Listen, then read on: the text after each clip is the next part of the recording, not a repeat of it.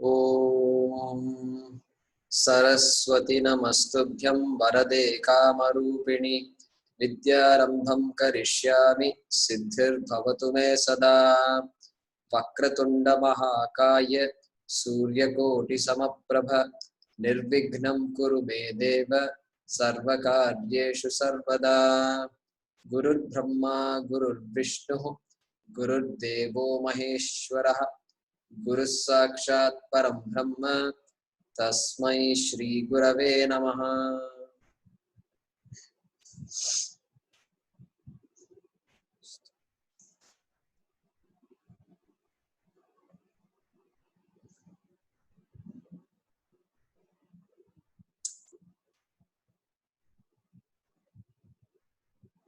अस्तु, नूतनः त्रयः श्लोकाः सन्ति। इदानीम् एकवारं पारायणं कुर्मः।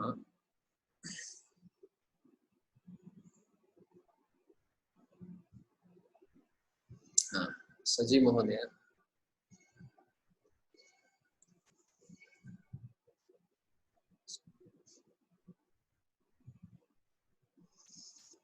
येनाक्षरसमाम्नायम्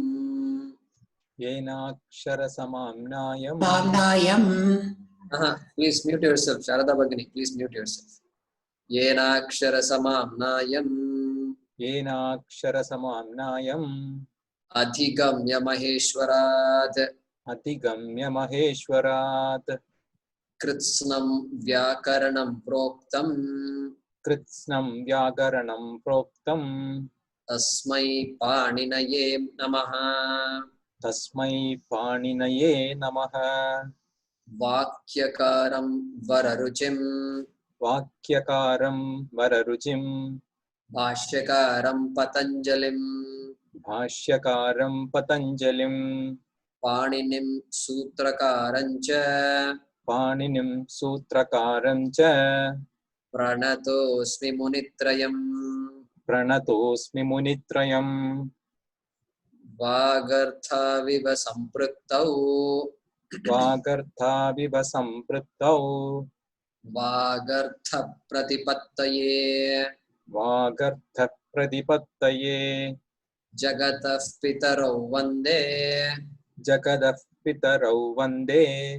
पार्वती परमेश्वरौ।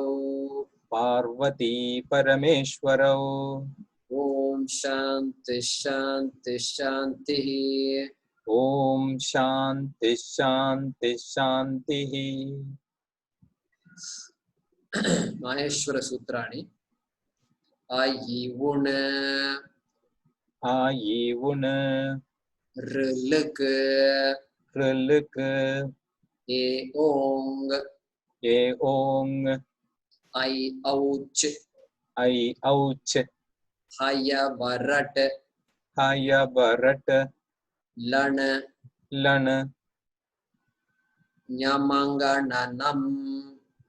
ञमंगणनं जभै घडधश जबगडदश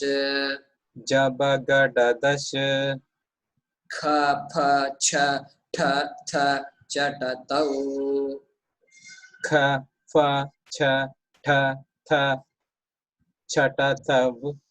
चटतव कपै श सर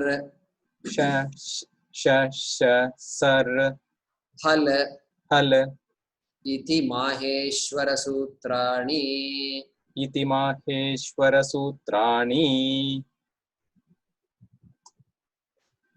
आयिवुण ऋलृक् एओंग ऐऔच हयवरट लन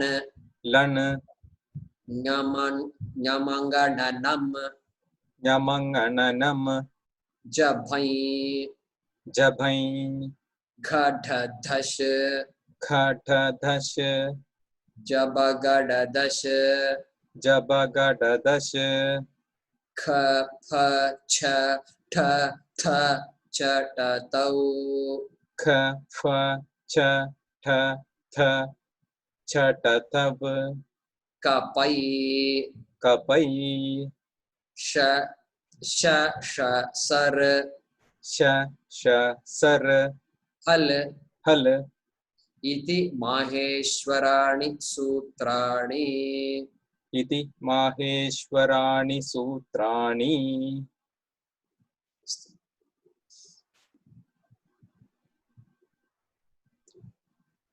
अस्तु कालेन एतान् श्लोकान् एतानि सूत्राणि अपि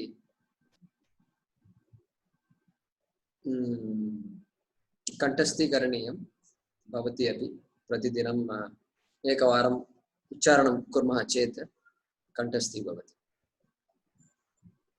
अस्तु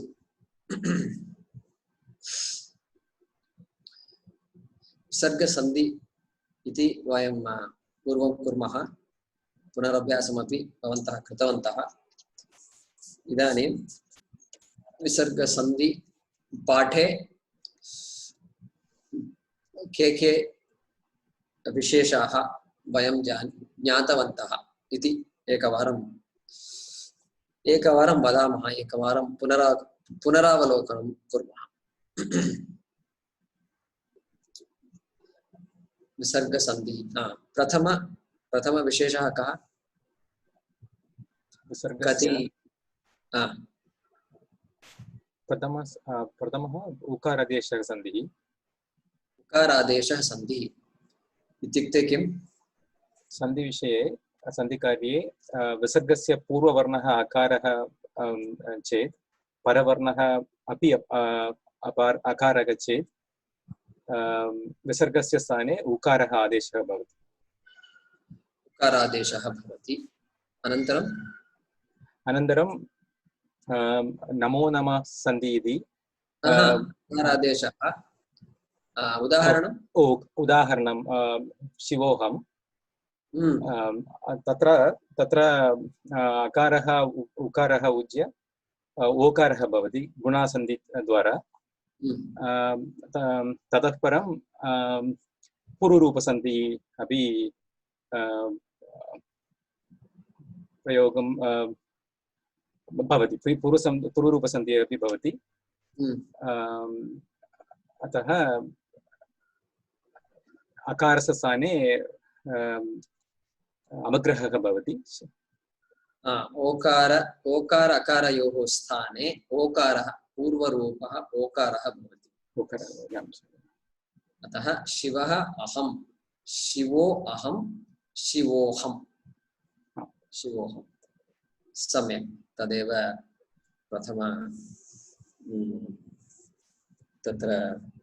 प्रथमविशेषः अस्तु इदानीं मोहिनी भगिनी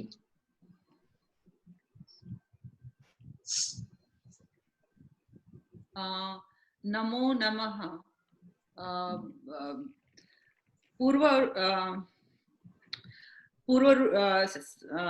रूपः अकारः विसर्गः भवति विसर्गस्य पूर्ववर्णः अकारः भवति विसर्गस्य पूर्ववर्णः अकारः भवति विसर्गस्य परवर्णः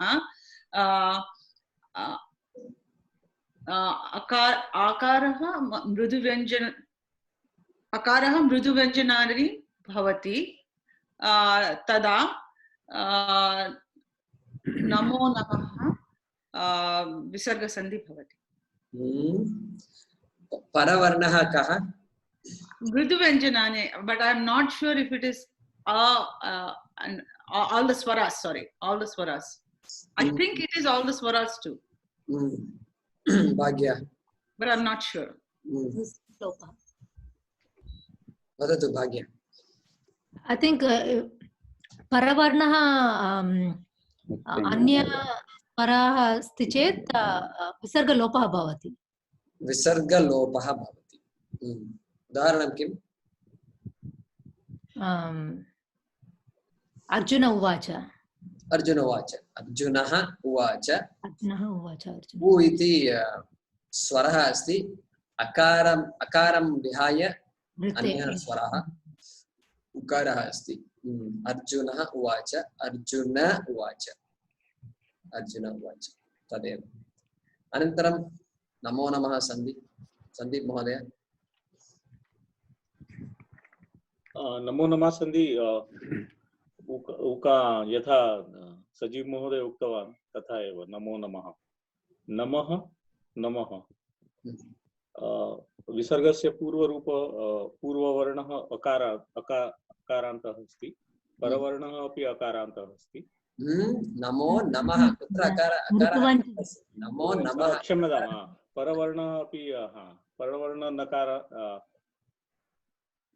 तत्र ओकार नमो नमः परवर्णः कः इति इदानीं मोहिनी भगिनी उक्तवती खलु। परवर्णः अनुनासिकः अस्ति वा? मृदुव्यञ्जनं। मृदुव्यञ्जनम् अस्ति। Soft consonant. मृदुव्यञ्जनम् अस्ति, अतः विसर्गस्य लोपः भवति। लोपः कथं? नमो इति कथं?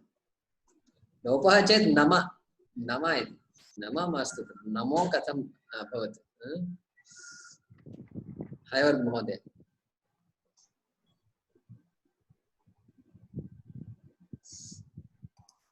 क्षम्यतां नमो नमः इत्यत्र परवर्णः मृदुव्यञ्जनम् उकारादेशः भवति। अन्यत् अस्ति गुणागुणेषु इति। तत्र आकारः पूर्ववर्णः, ततः परं विसर्गः, परवर्णः अकारं विहाय अन्ये स्वराः अपि च मृदुव्यञ्जनानि। गुणागुणेषु इति खलु? गुणागुणेषु तत्र अकारं विहाय वा? अकारं तु तत्र कोऽपि स्वरः तथा मृदुव्यञ्जनानि च। तत्र विसर्गस्य लोपः भवति। विसर्गस्य लोपः भवति। सम्यक्। यदि पदद्वयम् अस्ति तत्र प्रथमपदस्य अन्ते यदि विसर्गः भवति तर्हि विसर्गसन्धिः भवितुम् अवकाशः अस्ति। तत्र एते सन्धयः वयं दृष्टवन्तः। एकवारं पश्यामः।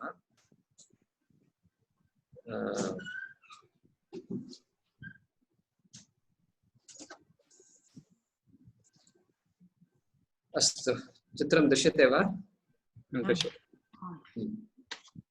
अस्तु, पूर्ववर्णः अस्ति अकारः आकारः इत्यादि, परवर्णः अस्ति अकारः, अन्ये स्वराः आ इ ई उ ऊ इत्यादि औ पर्यन्तम्। अनन्तरं मृदुव्यञ्जनं। पूर्ववर्णः अकारः, परवर्णः अकारः, तथा किं शिवोहं सन्धि। शिवोहं सन्धि। पूर्ववर्णः अकारः, परवर्णः अन्ये स्वराः, अकारं विहाय अन्ये स्वराः। तत्र विसर्गस्य लोपः। विसर्गस्य लोपः। अर्जुनः उवाच। अर्जुन उवाच। परवर्णः मृदुव्यञ्जनं। तत्र किं भवति? विसर्गस्य स्थाने उकारादेशः, अनन्तरं पूर्वरूप गुणसन्धिः, पूर्वरूपसन्धिः, क्षम्यतां गुणसन्धिः एव। पूर्वरूपसन्धिः अत्र भवति। अत्र कथं पूर्वरूपसन्धिः? अत्र अकारः नास्ति, अतः नमो नमः। उकारादेशः गुणसन्धिः, नमो नमः सन्धिः। सम्यक्। अनन्तरं पूर्ववर्णः, विसर्गस्य पूर्ववर्णः आकारः, परवर्णः कोऽपि स्वरः मृदुव्यञ्जनं वा भवति चेत् तत्रापि विसर्गस्य लोपः भवति। यथा बालकाः आगच्छन्ति, बालकाः आगच्छन्ति, तत्र विसर्गस्य लोपः भूत्वा बालका आगच्छन्ति इति अवशिष्यते। बालका आगच्छन्ति। गुणाः गुणेषु वर्तन्ते इति तत्र भगवद्गीतायां प्रसिद्धः श्लोकः अस्ति। तत्रापि विसर्गस्य लोपः, विसर्गस्य पूर्ववर्णः आकारः, विसर्गस्य परवर्णः मृदुव्यञ्जनम् अस्ति गकारः, अतः विसर्गस्य लोपः भूत्वा गुणा गुणेषु इति शिष्यते। तदेव वयं दृष्टवन्तः। इदानीं पश्यतु, अत्र अन्यः कः, अन्ये स्वराः अकारम् आकारं च विहाय अन्ये स्वराः इ ई उ उ ए ऐ ऋ ऋ ए ऐ ओ औ इत्यादि अवशिष्यन्ते खलु। यदि अन्ये स्वराः विसर्गस्य पूर्ववर्णः भवन्ति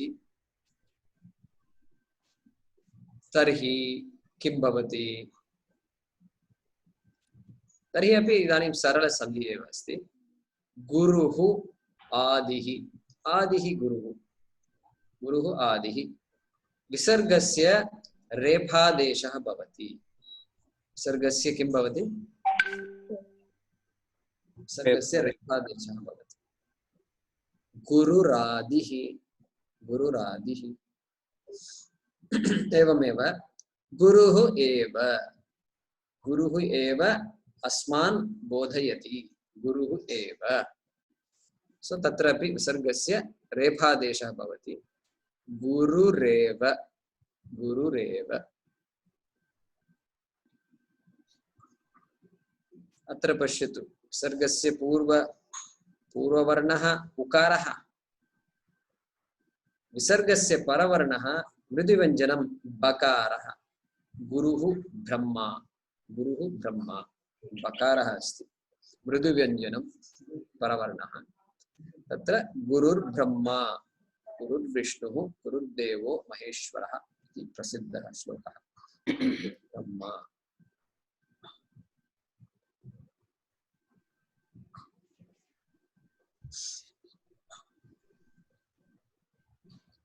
ऋषिः अस्ति,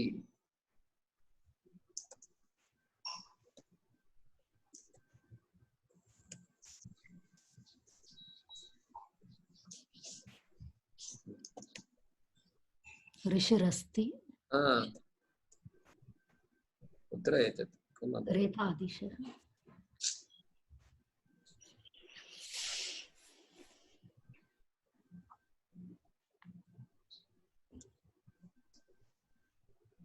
ऋषिरस्ति।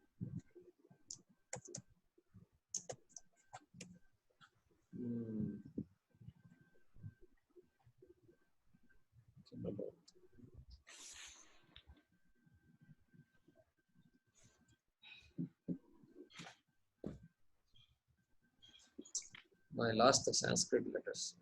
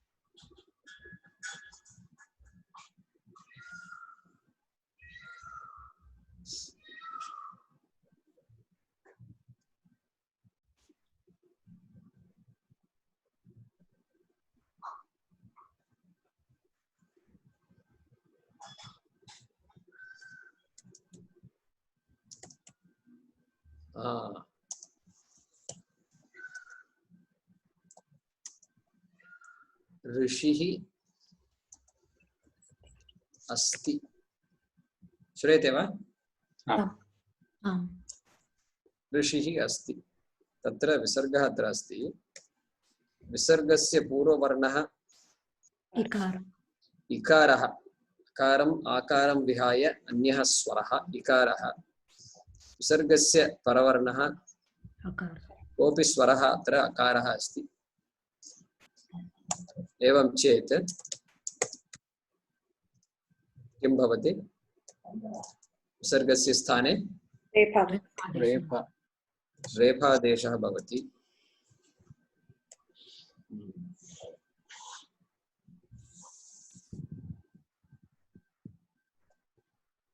रेफादेशः अस्ति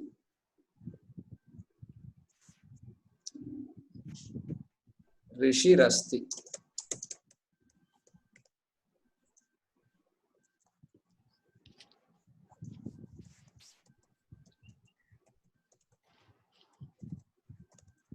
रेफादेश संधिः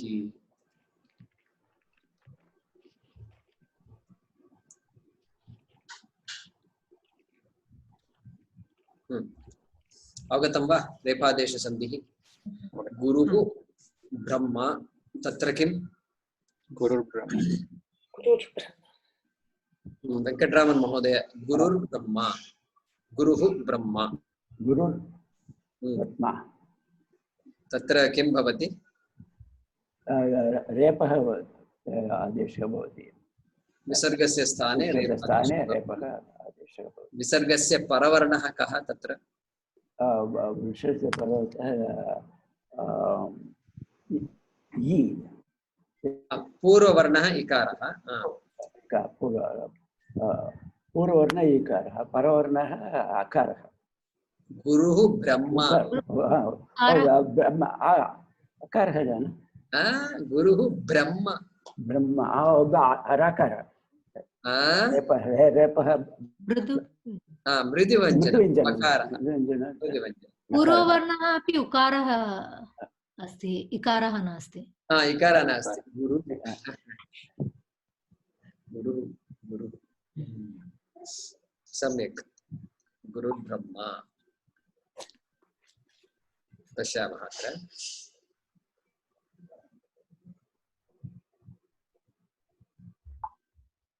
चित्रं दृश्यते वा अस्तु रेफादेश संधिः मुनिः इति मुन् इकारः विसर्गः इकारः विसर्गस्य पूर्ववर्णः इकारः अकारम् आकारं विहाय अन्यः स्वरः इकारः विसर्गस्य परवर्णः कोऽपि स्वरः अत्र इकारः अस्ति तत्र विसर्गस्य स्थाने रेफादेशः भवति मुनिरिति मुनिरिति मुनिः इति विसर्गस्य पूर्ववर्णः इकारः परवर्णः इकारः विसर्गस्य स्थाने रेफादेशः भवति अन्तिमरूपं भवति मुनिरिति एकमेव पदं तत्र मुनिरिति एकं पदं मुनिरिति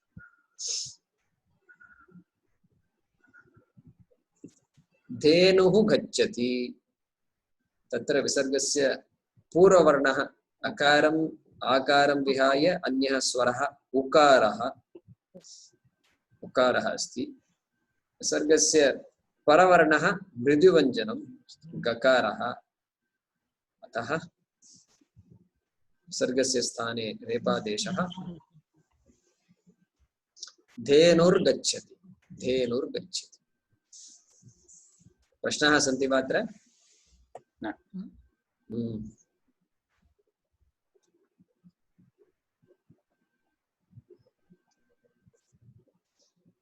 अत्र किम्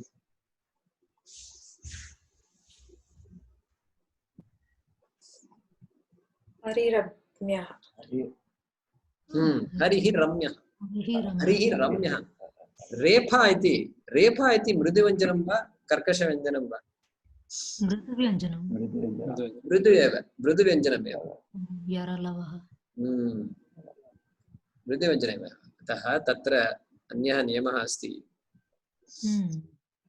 किं नियमः विसर्गस्य स्थाने प्रथमं रेफादेशः हरिः रम्यः विसर्गस्य स्थाने रेफादेशः इदानीं किं रेफलोपः रेफस्य लोपः भवति पूर्ववर्णः पूर्व स्वरस्य दीर्घं भवति यदि ह्रस्वम् अस्ति तर्हि दीर्घं भवति हरिरम्यः हरिरम्यः दीर्घम् अस्ति चेत् अपि दीर्घं भवति वा दीर्घमस्ति चेत् तदेव दीर्घमेव भवति दीर्घमस्ति चेत् दीर्घमेव भवति हरिरम्यः हरिः रम्यः हरिरम्यः हरिरम्यः रेफादेशः भवति अनन्तरं रेफस्य लोपः अपि भवति अस्तु पुनः वदतु महोदय विसर्गस्य रेफादेशः भवति खलु आम् किमर्थं किमर्थं रेफादेशः पूर्ववर्णस् अन्तस् इकारः भवति विसर्गस्य पूर्ववर्णः इकारः परवर्णः रेफा मृदुव्यञ्जनं परवर्णः मृदुव्यञ्जनम् अतः रेफादेशः भवति एव किन्तु अत्र परवर्णः यदि रेफः अस्ति मृदुव्यञ्जने यदि रेफः अस्ति तर्हि आदेशरेफस्य लोपः भवति आदेशरेफस्य एषः आदेशरेफः खलु आदेशरेफस्य लोपः भवति पूर्ववर्णस्य दीर्घत्वं भवति अवगतं वा अस्तु अग्रे गच्छामः भाग्या भानुरसौ भानुरसौ भानुः प्लस असौ विसर्गस्य पूर्ववर्णः उकारः अकारः आकारः नास्ति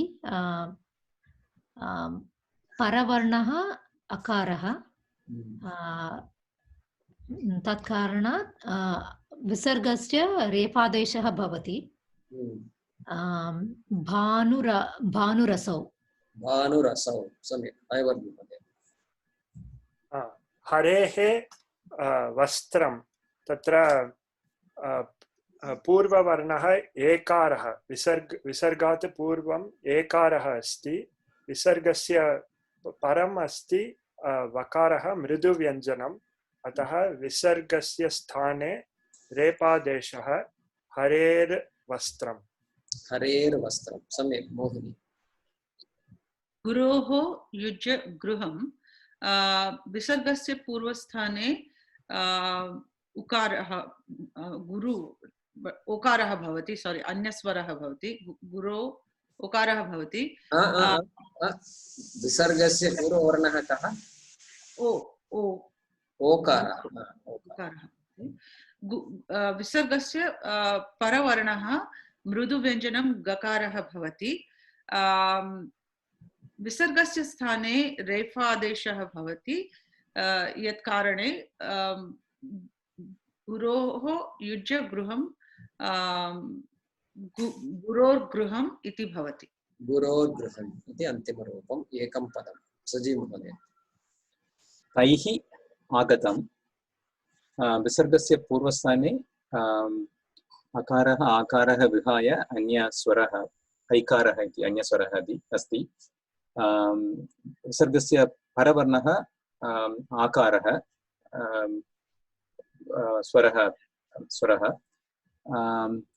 अतः विसर्गस्य स्थाने रेफादेशः भवति तैः रेफा आगतं तैरागतम् इति अन्तिमरूपम्।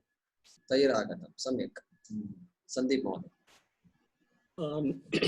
नौः अधिक याति विसर्गात् पूर्वम् औकारः अस्ति, विसर्गात् परं मृदुव्यञ्जनम् अस्ति, अतः रेफादेशः भवति। तत् निष्पन्नं भवति नौर्याति। नौर्याति। नौः इति किम्? नौः इति इत्युक्ते नौका। नौका वा? नावः नौका।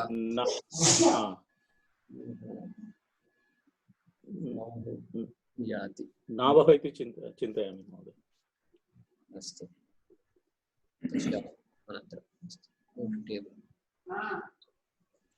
तदेव पूर्ववर्णः अकारम् आकारं विहाय अन्ये स्वराः विसर्गः विसर्गस्य परवर्णः स्वरः वा मृदुव्यञ्जनं वा वर्तते चेत् विसर्गस्य स्थाने रेफादेशः भवति।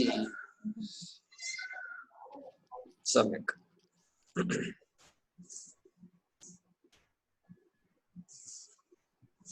अभ्यासान् कुर्मः वा? शारदा भगिनी।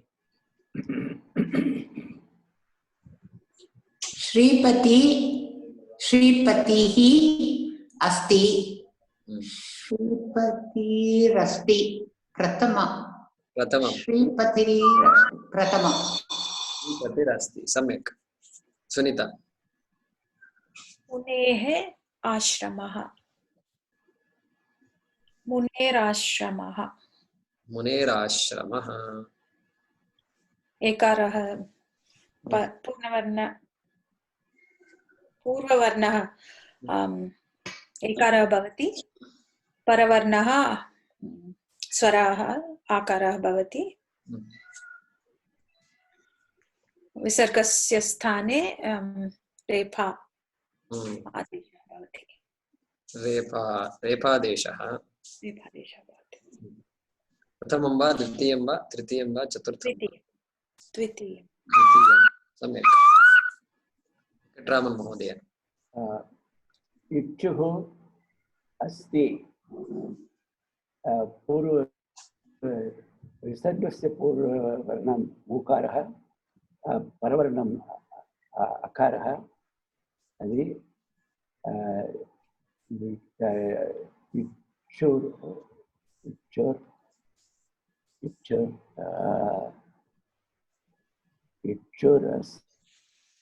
इक्षुरस्ति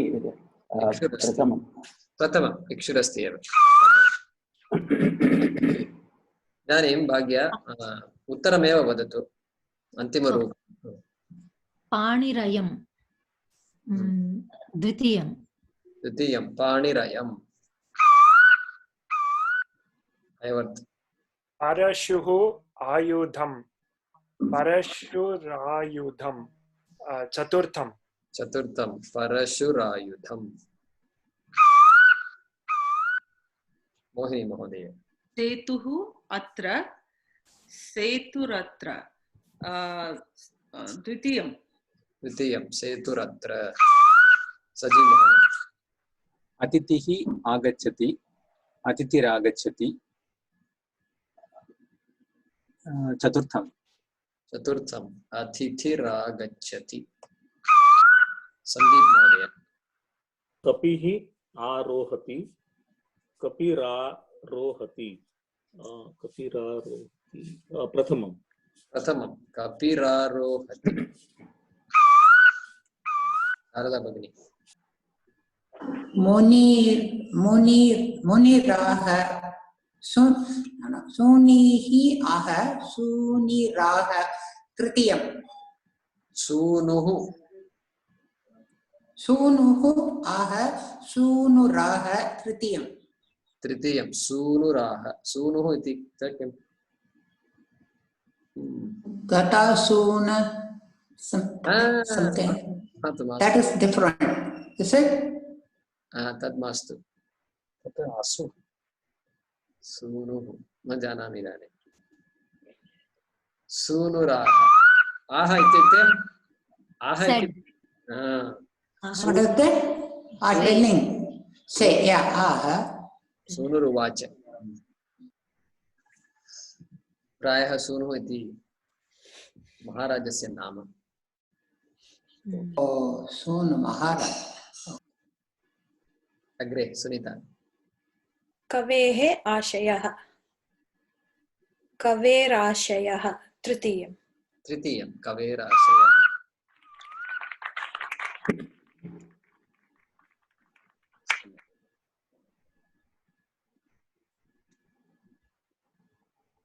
सन्धेः अभ्यासाः क्रीडाः सरसन्धेः क्रीडाः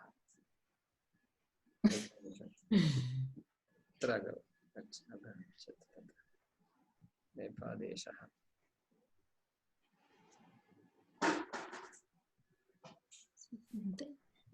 अभ्यासः सम्यक् वेङ्कटरामन् महोदय ईशोर गृहीता ईशोः गृहीता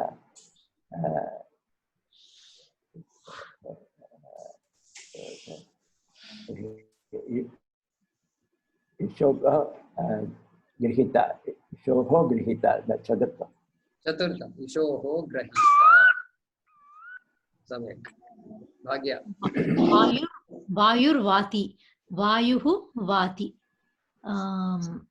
प्रथमम् वायुः वाति ऐवत् तन्तोर्जालं तन्तोः जालं प्रथमं तन्तोः जालं मोहिनी वेणोर्वादकः वेणोः वादकः द्वितीयं वेणोः वादकः प्लेयर् ऑफ द वेणु मुरारिर्जितः मुरारिः जितः प्रथमं मुरारिः जितः संदीप महोदय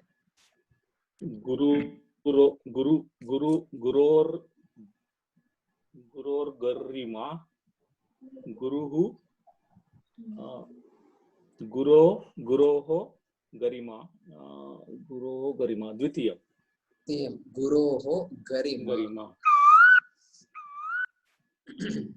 शारदा इन्दुर्दृष्टः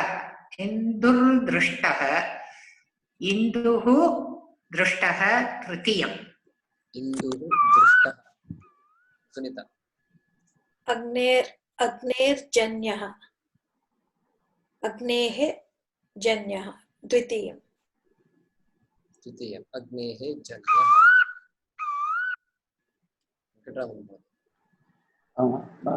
हरिः गच्छति हरिः गच्छति तृतीयं हरिः गच्छति भाग्य पटुः बालः चतुर्थम् पटुः बालः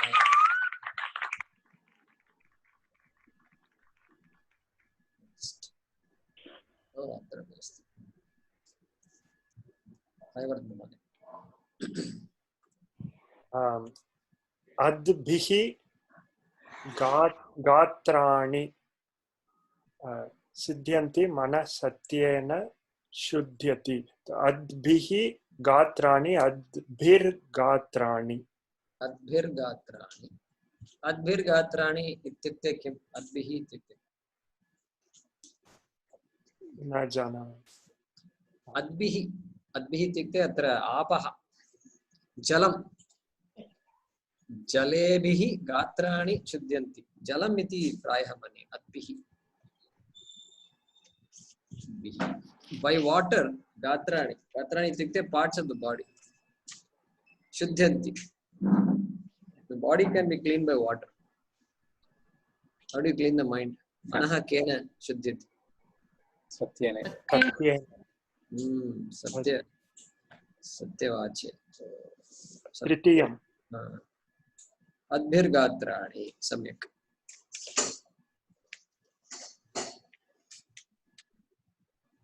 Agre, Mohin. विद्यातपोभ्यां भूतात्मा बुद्धि ज्ञानेन शुध्यति विद्यातपोभ्यां भूतात्मा बुद्धिर्ज्ञानेन शुध्यति बुद्धिर्ज्ञानेन Buddhirjnanena. Samyak. one prathama Prathama. Buddhirjnanena.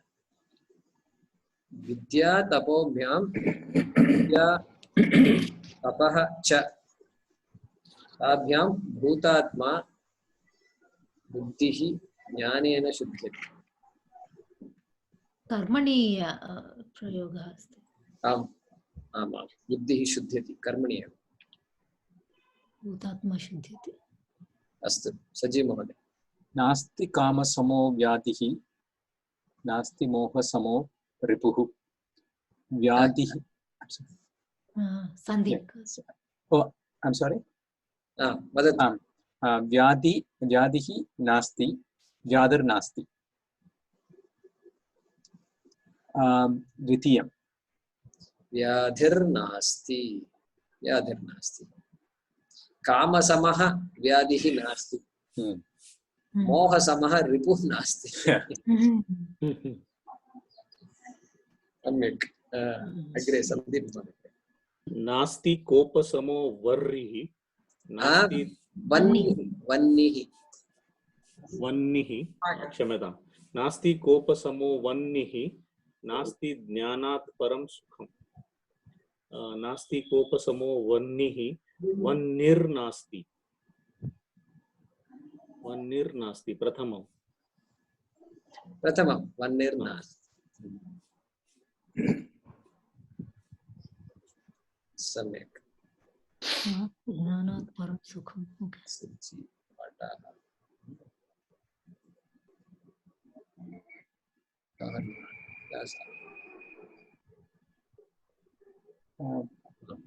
महोदय एकं प्रश्नम् अस्ति परशुराम परशुः राम उपसर्गस्य पूर्ववर्णः उकारः परवर्णः रेफा so should it be Parashurama or is it like is it different like when the names are different is it like samasa kind of a thing Parashurama how can I exit this thing stop share Parashurama I think it's a samasa right?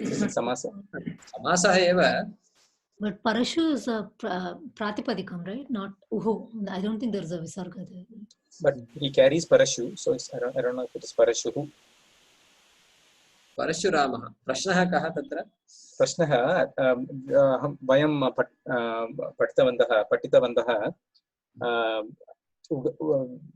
ukarasya visargasya sthane rephadeshah bhavati chet tatah param eka rephadeshah asti chet पूर्ववर्णः दीर्घः भवति इति.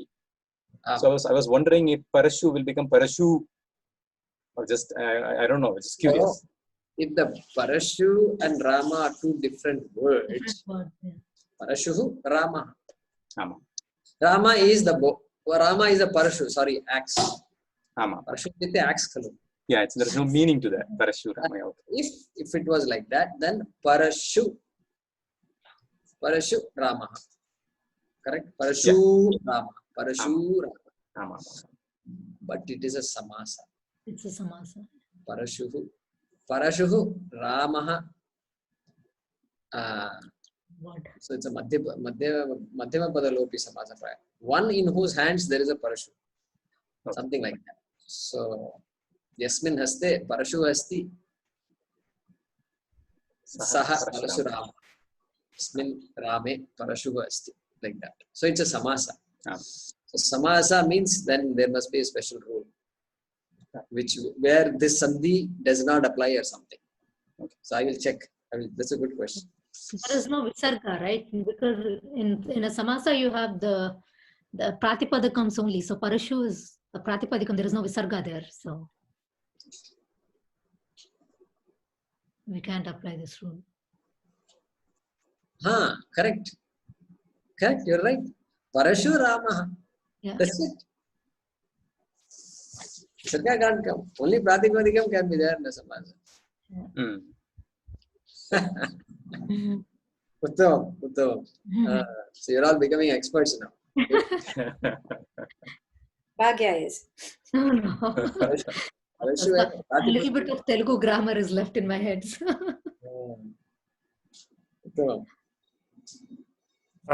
महोदय अत्र एकम् इतोपि real life example वक्तुम् इच्छामि तत्र रेपः अस्ति तस्मात् दीर्घः भवति राशयः सन्ति तत्र धनुः इति राशि अस्ति यदा वयं वदामः तत्र धनुराशि इति वस्तुतः वदामः धनुराशि धनुः राशिः धनुराशिः तत्र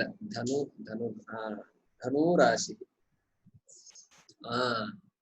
तत्र यदा पूजाम् इत्यादि कुर्मः पंडितः मन्दिरं गत्वा वयम् अस्माकं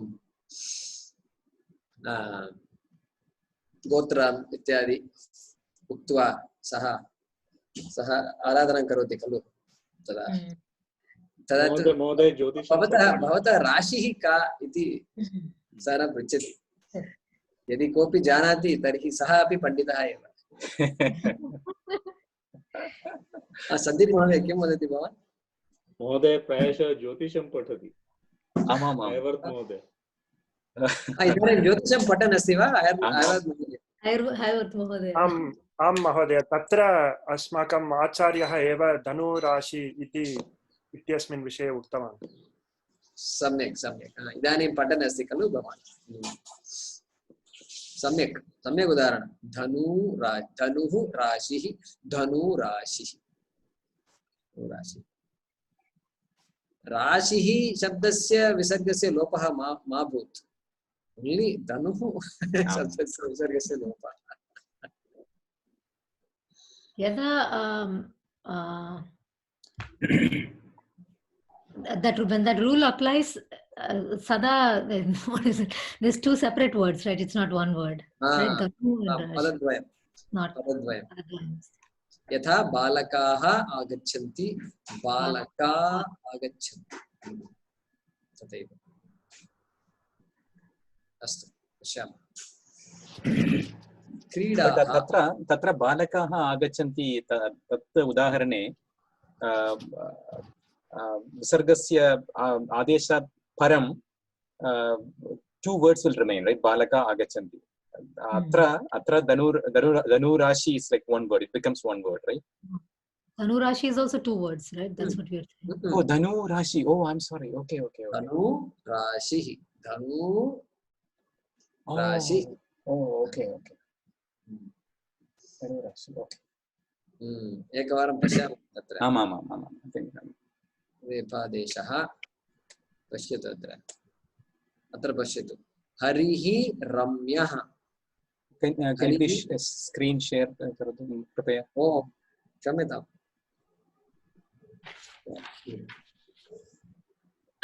हरिः रम्यः आमाम् हरी रम्यः विसर्गस्य स्थाने रेफादेशः अनन्तरं रेपस्य लोपः पूर्ववर्णस्य दीर्घत्वं भवति इकारस्य ईकारः भवति हरिरम्यः पदद्वयम् अस्ति अत्र पदद्वयं सम्यक् क्रीडाः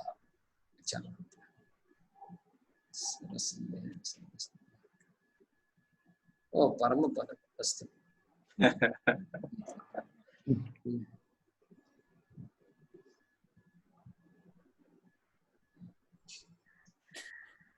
अस्तु आरम्भं कुर्मः वा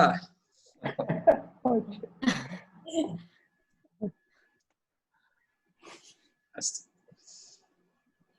नैस्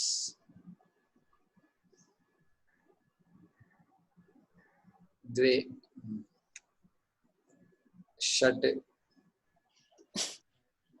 षट् मास्तु द्वे पञ्च एकं द्वे त्रीणि चत्वारि पञ्च अस्तु ओ इदानीं का वदति भाग्य चैत्रः मम शारदा वदति चैत्रः अवदत् चैत्रवदत् चैत्रः अवदत् चैत्रोवदत् चतुर्थः चैत्ररवदत् मास्तु वा चैत्रोवदत् वन्देः नाम किम् नमो न शिवो उकारादेशः सम्यक् चैत्रोवदत् सम्यक् इदानीं वयं मृताः न षट् एकं पञ्च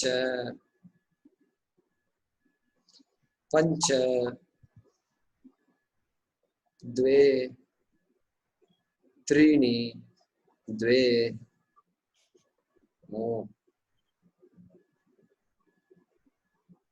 सुनीता भगिनी युधिष्ठिरः पाण्डुपुत्रः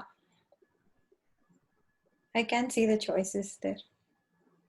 Yudhishthira. अत्र तु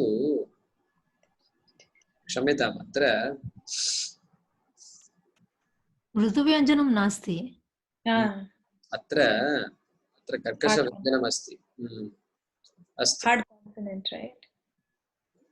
अस्तु so I think this game वयं प्रायः अन्ये विसर्गसन्धेः पठनं कृत्वा क्रीडामः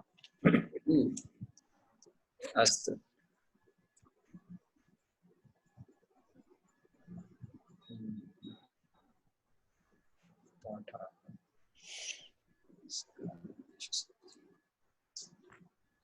अस्तु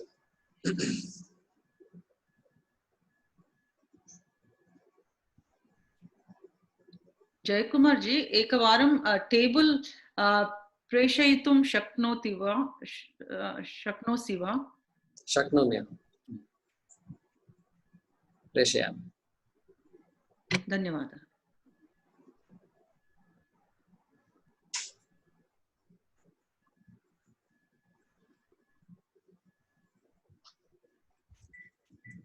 अस्तु इदानीं पश्यतु इदानीम् अत्र वर्णवर्णः स्वरः समाप्तं परवर्णः मृदुव्यञ्जनं समाप्तम् इदानीम् अवशिष्टः कः कर्कषव्यञ्जनः कर्कषव्यञ्जनं कठोरव्यञ्जनं कर्कषव्यञ्जनं तदेव इदानीं शेषः भवति अतः इदानीम् एतत् पश्यामः कर्कषव्यञ्जनानि कठोरव्यञ्जनानि के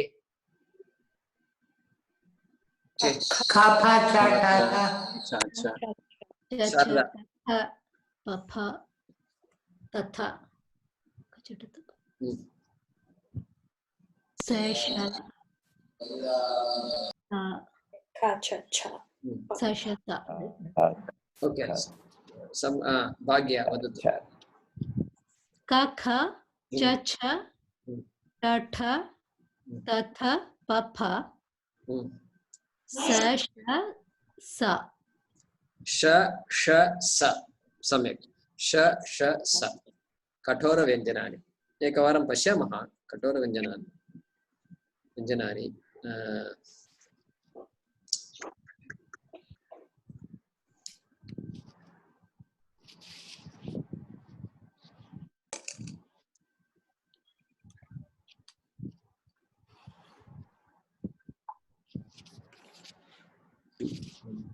अस्तु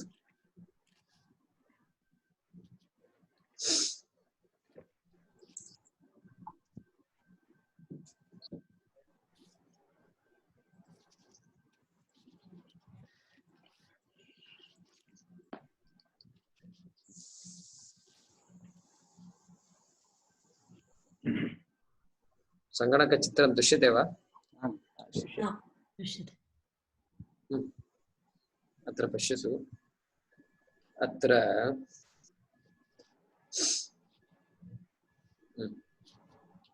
कठोरव्यञ्जनं, कर्कशव्यञ्जनं, हार्ड कॉन्सोनेंट क ख च च ट ठ त थ प फ। अनन्तरम् अत्र पश्यतु श ष स। एतानि कठोरव्यञ्जनानि। मृदुव्यञ्जनानि ग घ ङ ज झ ञ। अनन्तरं ड ढ ण द ध न ब भ म यरल यरलव। अनन्तरं हकारः अपि।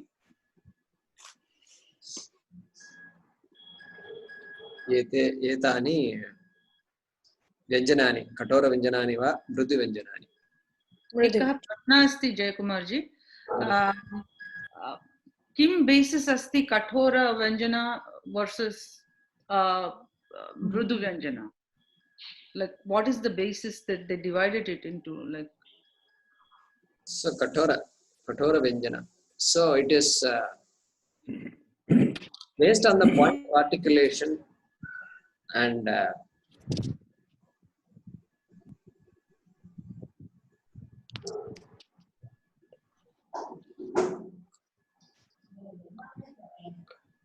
so the exact technical detail I don't know right now. So it is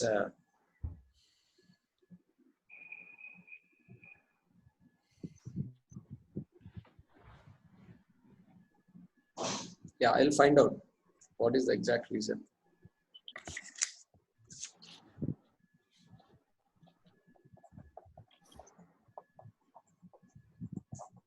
So Panini also just says it. I have to check if he says something which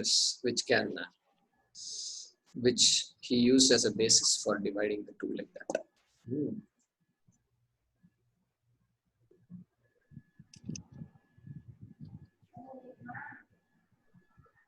अस्तु, कठोरव्यञ्जनानि मृदुव्यञ्जनानि वयं जानीमः।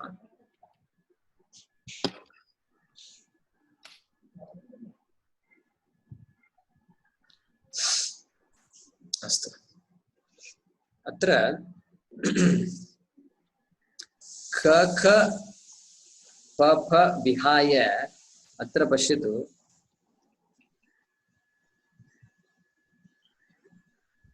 च छ श ट ठ ष त थ स। जानन्ति खलु? अत्र पश्यतु ट ठ ष च छ श अत्र त थ स। एते कठोरव्यञ्जनानि। प्रसङ्गः एवम् अस्ति, यदि एतानि कठोरव्यञ्जनानि परवर्णाः भवन्ति, पूर्ववर्णः कोऽपि स्वरः पूर्ववर्णः व्यञ्जनम् अस्ति चेत् किम्? पूर्ववर्णः व्यञ्जनम् अस्ति चेत् व्यञ्जनसन्धिः। अत्र तु वयं विसर्गसन्धिः, विसर्गस्य पूर्वं सर्वदा स्वरः एव भवति खलु। विसर्गस्य पूर्ववर्णः व्यञ्जनं भवितुम् अर्हति वा? नार्हति। सर्वदा स्वरः एव तत्र भवितव्यं। सम्यक्। अत्र पश्यतु, यदि प्रसङ्गः एवं चेत् पूर्ववर्णः स्वरः, विसर्गस्य पूर्ववर्णः स्वरः, विसर्गस्य परवर्णः च छ श इत्यादि च छ श पश्यामः। तत्र सर्वदा सकारादेशः भवति। सकारादेशः, विसर्गस्य सकारादेशः भवति। सकारादेशः पश्यतु अत्र तथ नमः ते, विसर्गस्य स्थाने सकारादेशः भूत्वा अन्तिमरूपं नमस्ते इति भवति। नमस्ते विसर्गस्य सकारादेशः। अत्र पश्यतु, अत्रापि एवमेव च छ श यथा रामः च विसर्गस्य स्थाने सकारादेशः भवति, किन्तु अत्र सकारस्य शकारः भवति। सकारस्य शकारः भवति। पश्यामः अत्र सकारादेशः यदि तथ इति परवर्णः भवति तत्र विसर्गस्य सकारादेशः भवति। नमः ते नमस्ते। यदि ठ इति परवर्णः भवति तर्हि सकारादेशः भवति, सकारस्य पुनः शकारादेशः भवति, because it will bring the sound. Sakara is a dental sound. Dantya. So dantya will become a cerebral because the following letter is a cerebral. Paravarnaha murdhanyah asti, murdhanyavarnaha. Atah sakarasya api murdhanyatvam bhavati. Sakarasya murdhanyatvam ityukte kim? Sakarasya shakaraha bhavati. सकारस्य शकारः भवति। यदि परवर्णः च अस्ति, च इति तालव्यः अस्ति। तालव्यः, palatal. It's a group of letters called palatals. All these are palatals. तालव्याः। च ज ञ य श इ तालव्याः सन्ति। यदि परवर्णः चकारः छकारः अस्ति तर्हि विसर्गस्य सकारादेशः एव भवति प्रथमम्। अनन्तरं सकारस्य अपि तालव्यत्वं भवति। It will become a तालव्य। इत्युक्ते सकारस्य शकारादेशः भवति। यदि परवर्णः चकारः छकारः अस्ति। पश्यामः अत्र पश्यतु, च अस्ति चेत्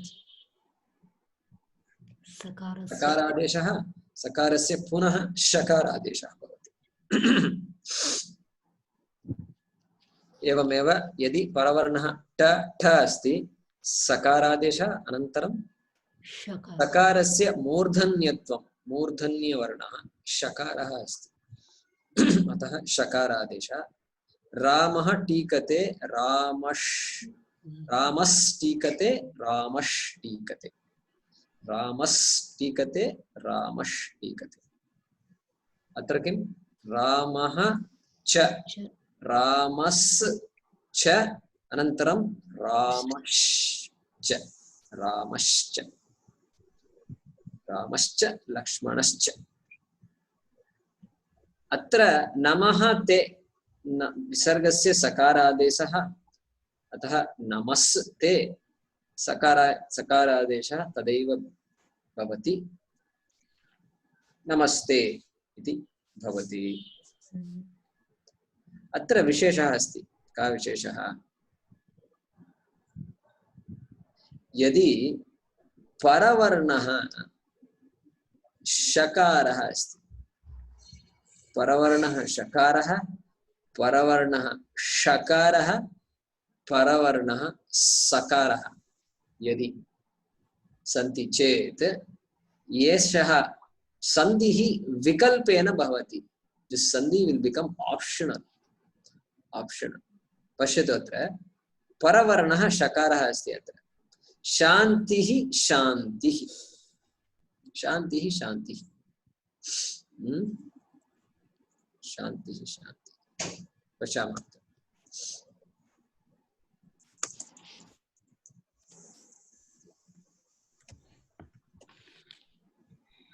शान्तिः शान्तिः दृश्यते वा? आमां दृश्यते। शान्तिः शान्तिः। अत्र किं भवति?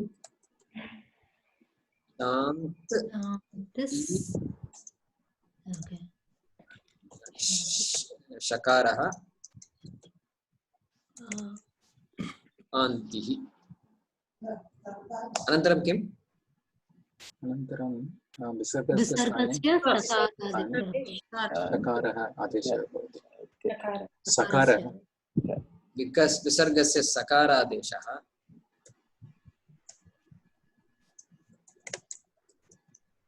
सकारादेशः अनन्तरं सकारः शकारः इति परिवर्तते सकारः शकारः इति परिवर्तते शकारः इति पुनः सकारस्य शकारादेशः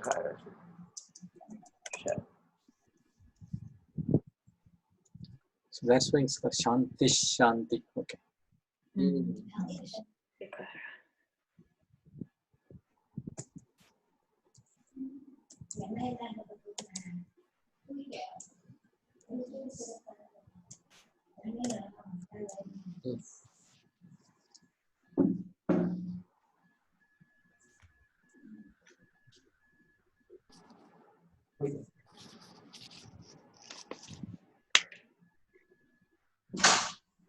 अस्तु अनन्तरं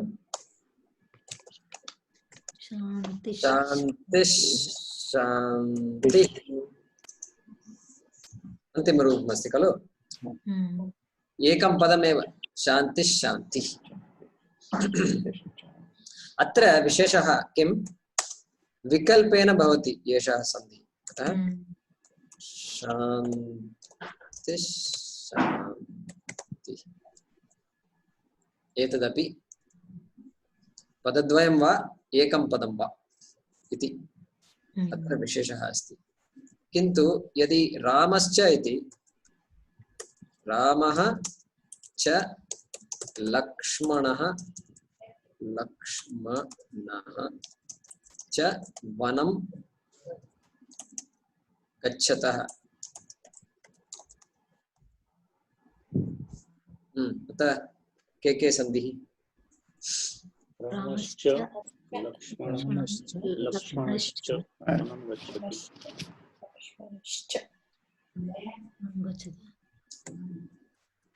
राम अकारः विसर्गः च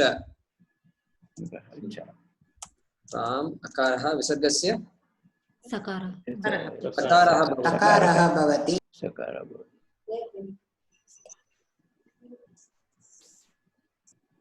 सकारः अनन्तरं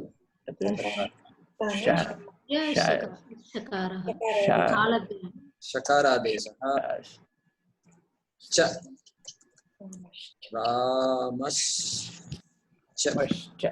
रामश्च अत्र किमपि विकल्परूपं नास्ति अत्र नित्यं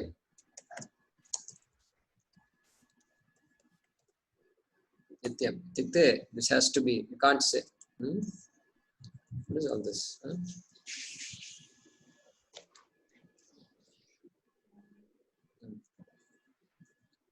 नित्यं so एकं रूपमेव तत्र एकं पदं किन्तु अत्र शान्ति शान्ति शान्ति इति रूपद्वयं भवति विकल्परूपं पश्यामः अत्र पुनः एकवारम् एके पूर्ववर्गे मोहिनी महोदया पृष्टवती किमर्थं कः चन कश्चन इति परिवर्तते इति so I think this is an example I think kashchana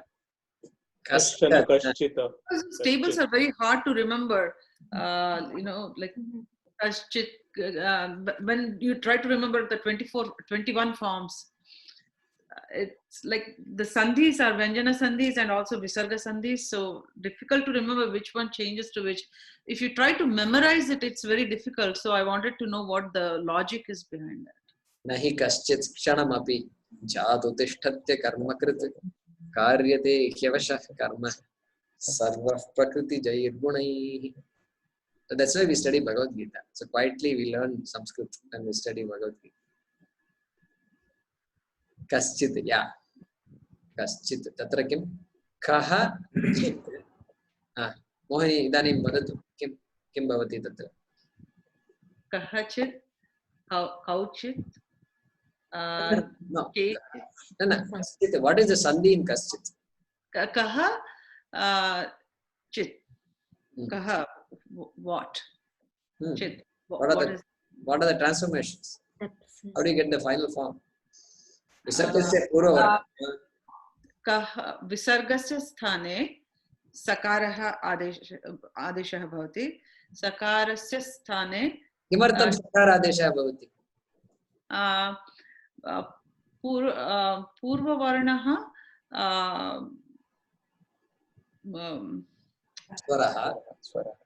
स्वरः भवति, परवर्णः कठोरव्यञ्जनं भवति इत्यर्थे विसर्गस्य स्थाने सकार आदेशः भवति, तदनन्तरं सकारः शकारः भवति इत्यर्थे कश्चित् इति शब्दः भवति। कश्चित् इति रूपं सिद्ध्यते।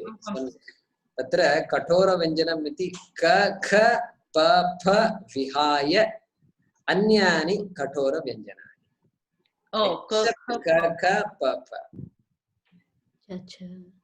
Except ka, because we are going to see next what happens to ka kha. Correct? अनन्तरं सकारस्य किमर्थं शकारः भवति? च इति तालव्यः अस्ति। तालव्यः। अतः सकारः किं? सकारः दन्तः अस्ति। दन्तवर्णः। इट्स् अ डेंटल सा इति डेंटल प्रोनंसिएशन। दन्तः। सो अत्र सकारस्य अपि तालव्यत्वं भवति। सो इट बिकम्स सा बिकम्स श श स। तालव्यः, मूर्धन्यः, दन्तः। अतः सकारस्य अपि तालव्यत्वं भवति। अतः सकारस्य शकारादेशः भवति। Why तालव्य? Because cha is तालव्य. The following letter, paravarnah, cha is a talavya. Therefore, sa modifies itself to become shakara. एवमेव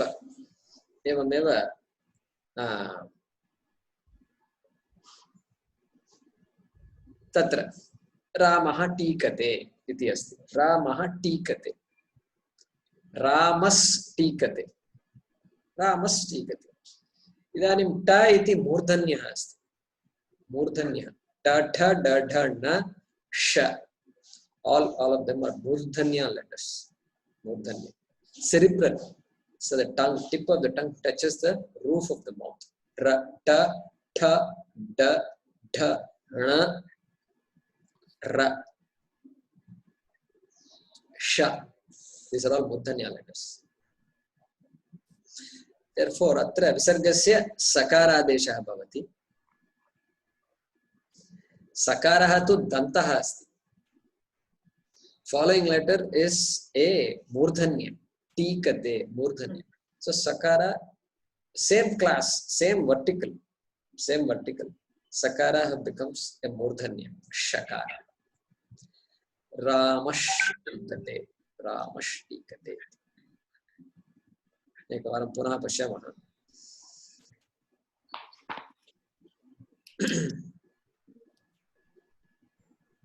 शांति शांति शांति ही रामष्टीकते।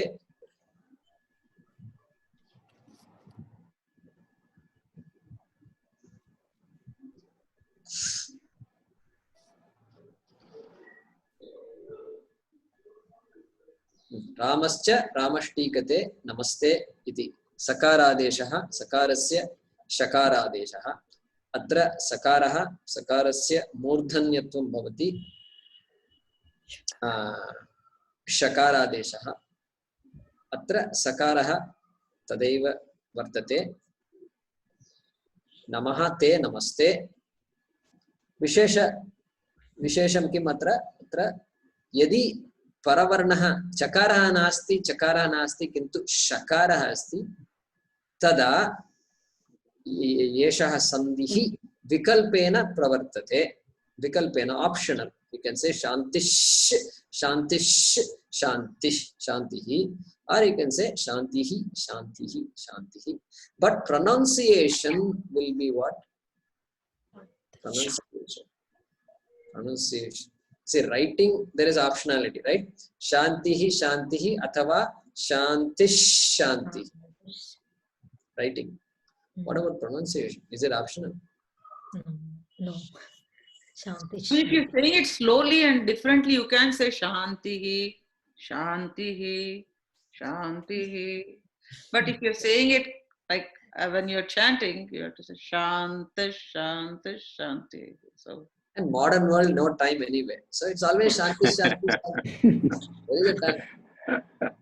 All rushing, multitasking. Shanti. Some ashrams they may do that. They may do meditation.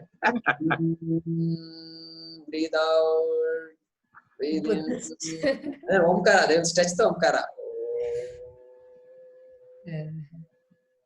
That is wrong way of pronouncing Omkara. You can't stretch Om and all that like that.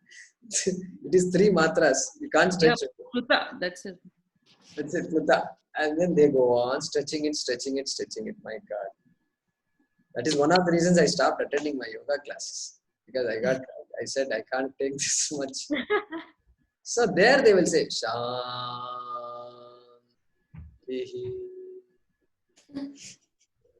By the time the second Shanti comes, you will be asleep.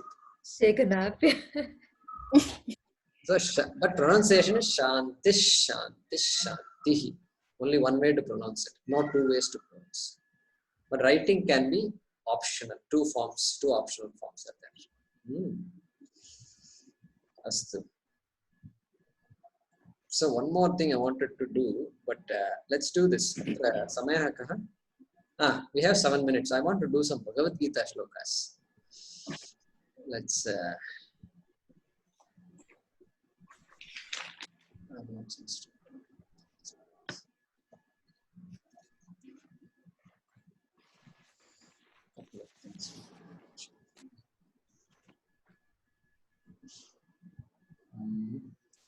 Astu.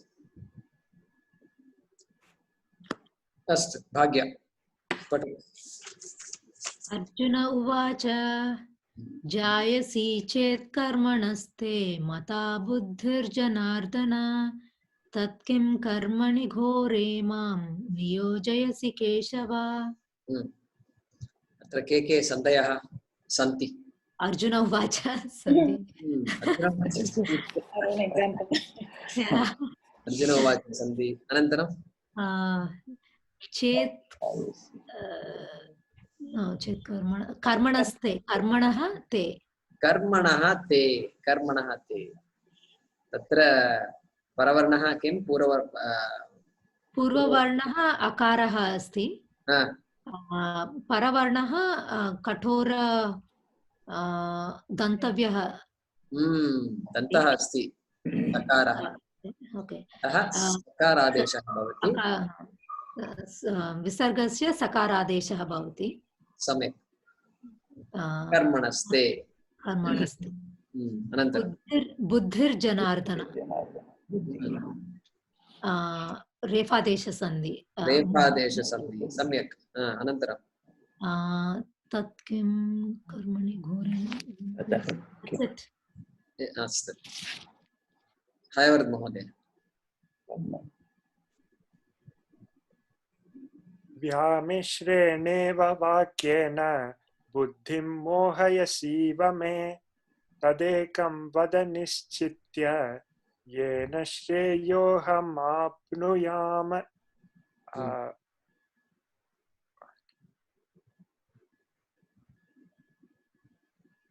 अत्र केवलं विसर्गसन्देहः किल? कुत्र अस्ति विसर्गसन्धिः? Hayavard Mahoday. तत्र श्रेयोहं तत्र शिवोहं सन्धिः श्रेयः अहं श्रेयः अहं शिवोहं सन्धिः. अनन्तरं मोहयसीव. मोहयसी तत्र किं तत्र दीर्घसन्धिः सवर्णदीर्घसन्धिः मोहयसि इव मे सम्यक् सम्यक् व्यामिश्रेणेव अपि व्यामिश्रेणेव व्यामिश्रेणेव अपि तत्र किं तत्र किं भवति व्यामिश्र गुण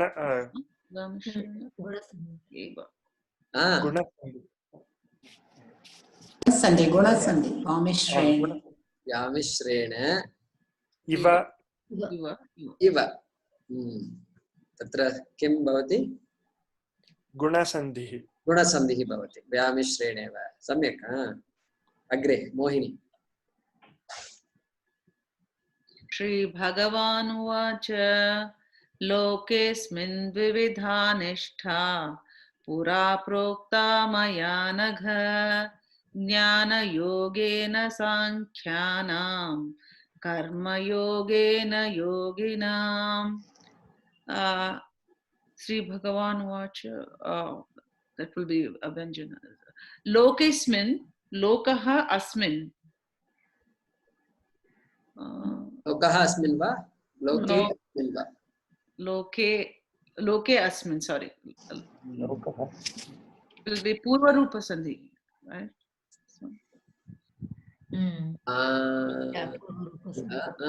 पूर्वरूप सन्धि it is O and O right Purarupa so it can't be Purarupa A and R. No Purvarupa sandhi. No, it is not. It is not. O and O only. Followed by that. Dvividha nishtha pura prokta. No, what is that? Lokesmin is Loke and Asmin, right? Lokaha. So, Mohini, what is Lokesmin? Lokesmin. Is it Lokaha Asmin? It is Lokaha Asmin could be. Purvarupa sandhi eva. What is it? Sorry? I forgot all that now.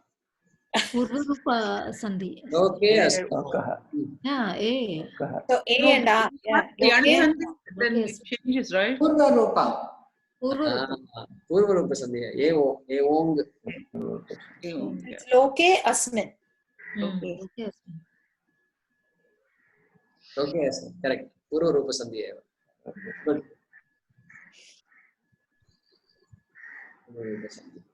Lokesmin Vividha Nishtha Pura Prokta Mayanaka Jnana Yogena Mayanaka Prokta Anagha no Maya Anagha. So that would be like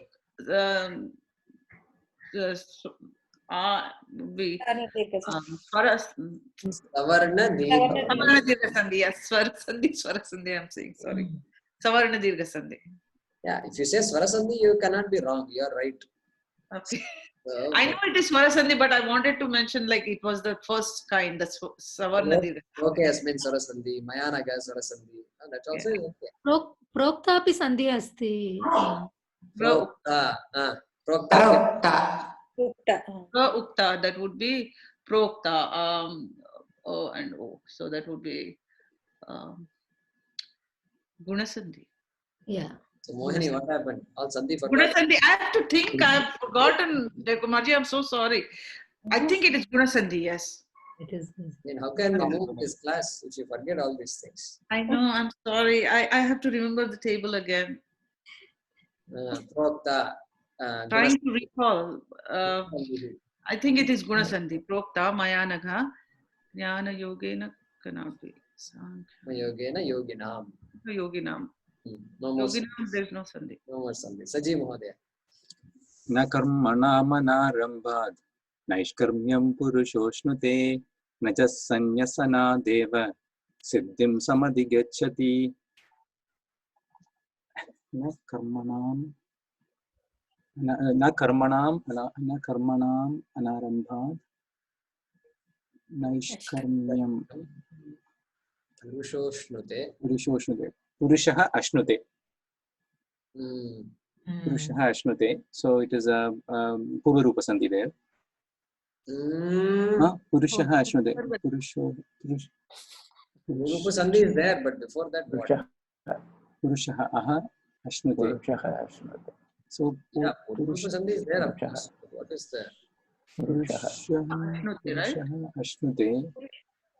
Purushaha becomes Purusha how? Oh, Gunasandhi. Purushah. So Ukara Adesha sandhi, Visarga sandhi. Oh, I'm sorry. Oh, Visarga. I totally forgot. Yeah, Purushah. Yeah, Visarga sandhi. Yeah, Ukara Adesha sandhi. Yeah, you're right. Yeah, I'm sorry. Shivoham sandhi. Amam, Shivoham sandhi. Purusho, yeah, Purushoshmate. Shivoham sandhi. Kshamyatam. Yeah, Purushoshmate.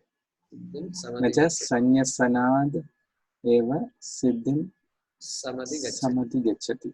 Nothing else there. One more we'll do on that. Sandeep Mahoday. Nahi kaschat kshanamapi jatu tishtatya karma kruta karyate yavasha karma sarva prakriti jair gunai. Samyak. Nahi kaschit yada vayam sarve uktavantah तत्र कः चित् कश्चित् तत्र स्वरसन्धिः वा विसर्गसन्धिः वा कश्चित् विसर्गसन्धिः महोदय क्षणम् अपि तत्र संयोगः एव अस्ति क्षणम् अपि जातु तिष्ठति अकर्मकृतः तत्र गुण इकारः किं वदामि न गुण न यण सन्धि तिष्ठति अकर्मकृत तत्र यण सन्धि अस्ति कार्यर्थे ह्यवशः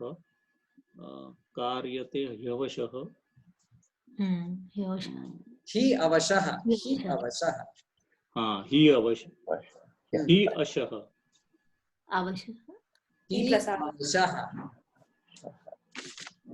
हि अवशः किं तत्र यण् सन्धि यण् सन्धि वा आमां यण्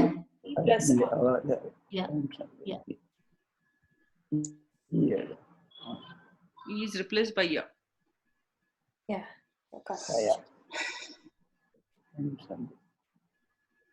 So much you have to keep practicing. Is this correct? Yeah. यवशः यकारादेशः भवति यण् सन्धि सम्यक् यण् सन्धि सम्यक् अनन्तरं यवशः कर्म सर्व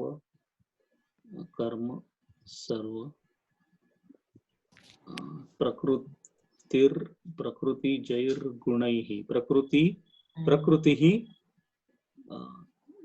जैर् तत्र रेफा आदेशः अस्ति That's a new one. Prakriti Jai.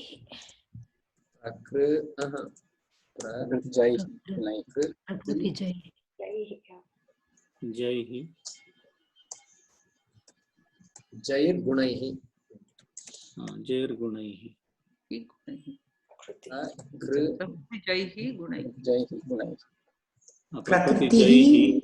प्रकृति जैः गुणैः तत्र विसर्गस्य पूर्व स्वरः अस्ति अनन्तरं मृदुव्यञ्जनम् अस्ति अतः तत्र रेफा आदेशः भवति विसर्गस्य अतः प्रकृति जैर्गुणैः इति निष्पन्नम् सम्यक् प्रकृति जैर्गुणैः इति अतः अद्य किं वयं पठितवन्तः रेफादेश सन्धि विसर्गसन्धि विषये रेफादेशः सन्धिः यत्र विसर्गस्य पूर्ववर्णः अकारम् आकारं विहाय अन्ये स्वराः भवन्ति विसर्गस्य पूर्ववर्णः परवर्णः क्षम्यतां स्वरवर्णः वा मृदुव्यञ्जनं भवति तर्हि रेफादेशः विसर्गस्य भवति यथा गुरुर्ब्रह्मा गुरुरादिः इत्यादि अनन्तरम् अत्र यत्र विसर्गस्य परवर्णः कठोरव्यञ्जनं भवति ककार पकार पकारं विहाय अन्ये कठोरव्यञ्जनानि भवन्ति तर्हि सकारादेशः भवति। सन्देहे नाम सकारादेशसन्धिः। तत्र सकारस्य शकारः सकारस्य शकारः अपि भवति। रामश्च रामष्टीकते नमस्ते इति उदाहरणानि दृष्टवन्तः। तत्र यदि परवर्णः शकारः वा षकारः वा सकारः वा भवति तर्हि एषः सन्धिः विकल्पेन भवति। Optionally it applies. यथा शान्तिः शान्तिः शान्तिः वा शान्तिः शान्तिः वा मनः षष्ठानि वा मनःषष्ठानि वा ततः सूर्यः वा ततः सूर्यः। अनन्तरं वयं श्लोकत्रयं नूतनश्लोकाः त्रयः श्लोकाः अपि श्लोकान् वयं श्लोकानां पारायणं कृतवन्तः। अनन्तरं माहेश्वरसूत्राणि ऐ युगुण् ऋलृक्। Let's repeat once. मोहिनी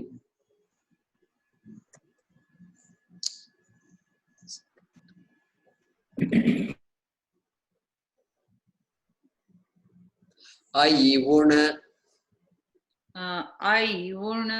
ऋलृक्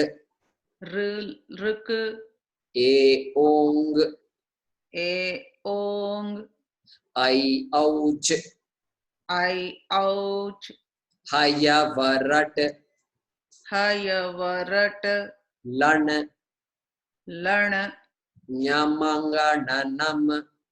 ञमङ्गणनं झभै घडदश जबगडदश ख फ छ ठ त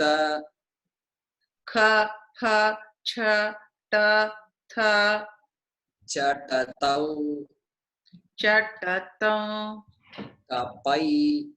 कपै श सर हल इति माहेश्वराणि सूत्राणि। ओम पूर्णमदः पूर्णमिदं पूर्णात् पूर्णमुदच्यते पूर्णस्य पूर्णमादाय पूर्णमेवावशिष्यते। ओम शांति शांति शांति। हरिः ओम श्री गुरुभ्यो नमः। हरिः ओम। धन्यवादः।